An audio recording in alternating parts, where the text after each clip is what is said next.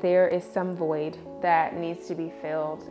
Creamer believes that the issue of single Black women does not fall completely on the men women date, but also their fathers.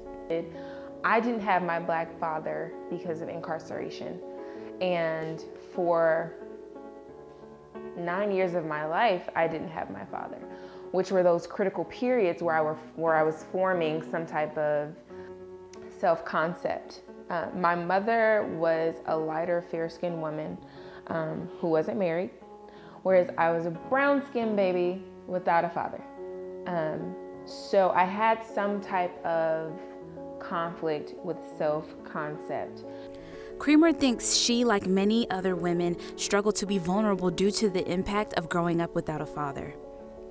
Dr. Moore agrees and says that both personal and historical events make it hard for Black women to build trust. There's so many challenges in just being in this American society as a Black woman. And just when you think someone's for you, they really aren't. Dr. Moore says this is what pushes Black women to put up a wall with their jobs and accomplishments. And this is why Johnson thinks a lot of Black women are seen as intimidating, something media and society sometimes mock as the strong, independent Black woman. It comes with this, not necessarily a pedestal, but with this awe, like that's a strong Black woman. But it also comes with the like she's intimidating. Many relationship experts like Tana Gilmore and Kelly Fisher, known as the matchmaking duo, have tried to help single Black women find love by learning to be more vulnerable. Don't be afraid to be vulnerable. Probably about 75% has to do with confidence and self-esteem and just how they view themselves. But Dr. Bennett Alexander thinks this isn't always on the women. She thinks men don't always understand their role in relationships due to societal expectations.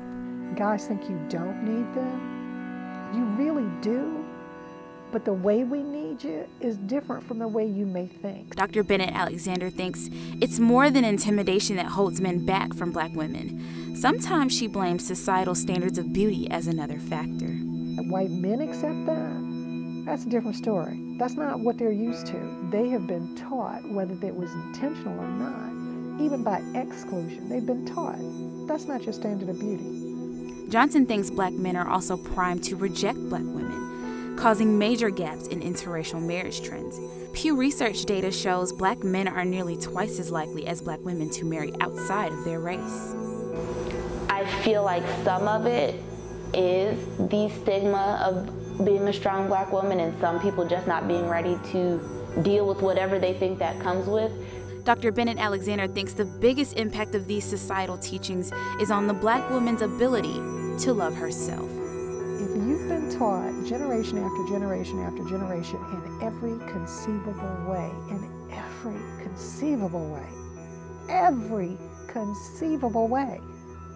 that you are less than, that you are not attractive, that you have no value, it's going to seep in at some point.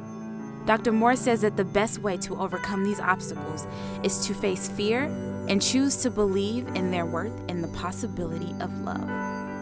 Fear is real, but then love is real. And so if you're willing to be afraid, why wouldn't you be willing to love? This is why Dr. Moore says this healing begins when one learns to deal with their emotional wounds and let love in.